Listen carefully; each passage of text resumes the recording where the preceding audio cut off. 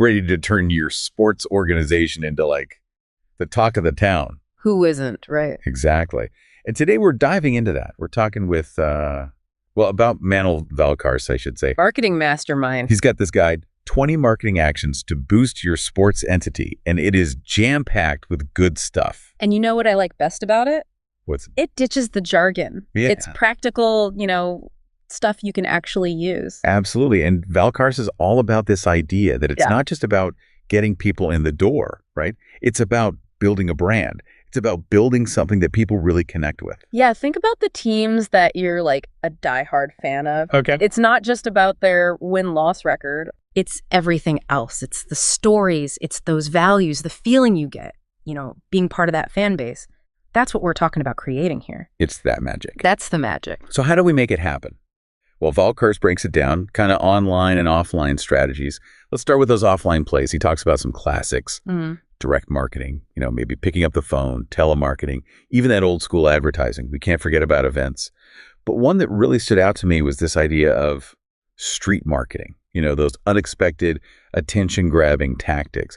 What are some ways that you've seen sports entities use this effectively? Okay, so picture this.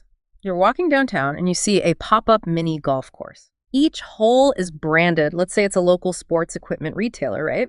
So each hole is branded with their logo, and it presents a fun challenge related to a different sport. So creative. It's interactive, it's unexpected, it creates a buzz.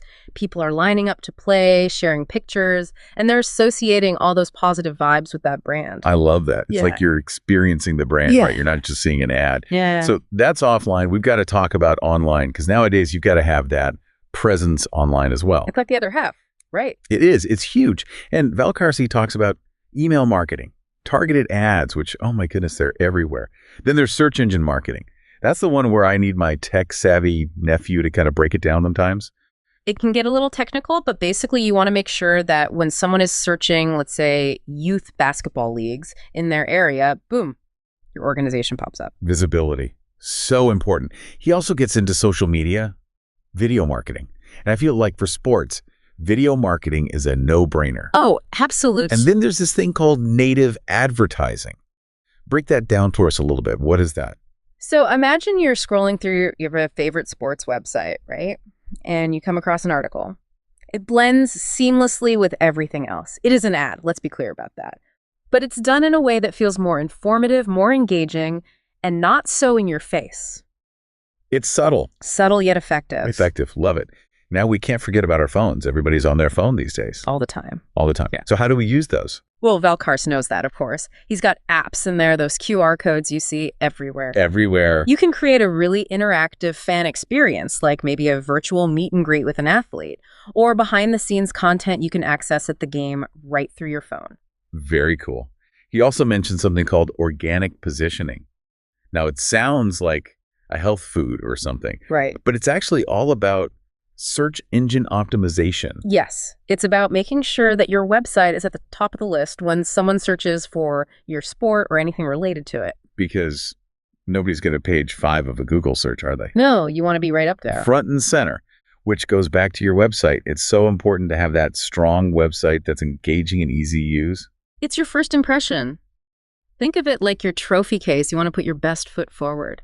Now, we've covered some ground here, but I want to get a little bit more strategic, because Valcarce is all about not just having these online and offline strategies, but actually weaving them together.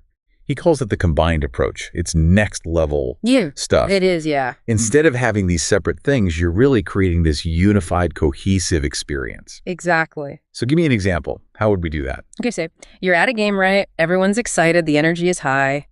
And you see a promotion on that Jumbotron. Share your game day photo with our hashtag to win a prize. Bringing that offline excitement online. There you go. Or picture this. You're at a youth sports tournament, right? And every player's jersey has a QR code on the back. Scan it, and boom, you're taken to a page with team merch, photos. You can sign up for next season. Exactly. It's easy, it's convenient, and it just makes the whole thing more engaging for everyone. I can already see the wheels turning for our listeners. I hope so. But with all these strategies, we have to know what's working right. Right. How do we actually measure the success of these marketing efforts? Well, it starts with those goals. What are you trying to do? Right. You want to build awareness. You're trying to sell more tickets. Once you know what you want, you can figure out how to get there. And that's where those KPIs come in, those key performance indicators. Yes. Think of them like your marketing compass. Are you on the right track, or do we need to adjust? So if online engagement is your focus, you're looking at your website traffic, those clicks on your ads, and what's happening on social media. And then if we're thinking offline, like our events, we're looking at how many people showed up, how much merch are we selling, or even those special discount codes to see who's actually, taking action after the event. It's all useful, yeah. Data tells a story. It can tell you what your audience is doing, and then you can tweak your approach. But it's not all about the numbers either. Right. Sometimes the best insights come directly from your fans.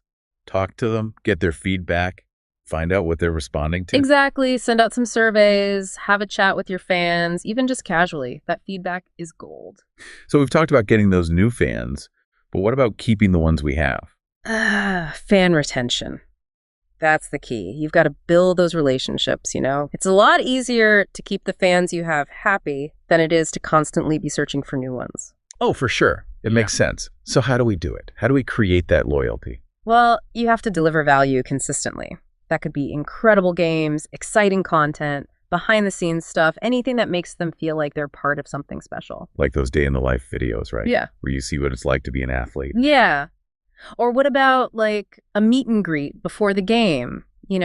Discounts on merch, even personalized birthday messages from the team. Little things go a long way. Making people feel seen and appreciated. Everyone wants to feel like a VIP. It's true. Personalization is huge, too. We've got so much information about our fans these days. Let's use it. Right. So if I'm always on social media engaging with the team, maybe I'm getting content and offers related to my interests. Exactly. The more you can tailor it to what they like, the more valued they're going to feel. Okay, we've gone over a lot. Online, offline, data, those relationships. But let's go back to storytelling. We touched upon this earlier. It's a heart of it all. It's what connects us. For sure. And Valcarce is a big proponent of using storytelling. What do you think that is? Think about your own relationship with sports. Those moments you remember, the underdog stories, those triumphs, even the heartbreaks. They stick with you. Like that time my Little League team won the championship. Extra innings. We were the underdogs. But man, we played our hearts out, Yeah. And that feeling of like, we did it together. That's a powerful story. And great sports marketing. It taps into that, those raw emotions, those shared experiences that go beyond the actual game. It's about sharing the heart of your organization, not just selling tickets. And that's something I can get behind. So as we wrap up this deep dive, how can our listeners, those passionate folks running their sports entities, how can they really use this whole storytelling thing? It's all about finding your story, what's unique to you. Maybe it's that hometown hero who came up through your youth program, right? Right. Or that time your team really came together, supported a teammate going through something tough. Those are the things people remember, those human moments. Exactly. And don't be afraid to let your fans tell their stories too. Oh, yeah, for sure. Their dedication, their love for the game, what your organization means to them, those are powerful. It's like fan-made videos. Yeah. Social media takeovers, a fan of the month on the website. There you go. You're getting it. It's all about that feeling of belonging, being part of something bigger. Because that's what sports is all about, right? That passion, that shared connection, those memories that stick with you.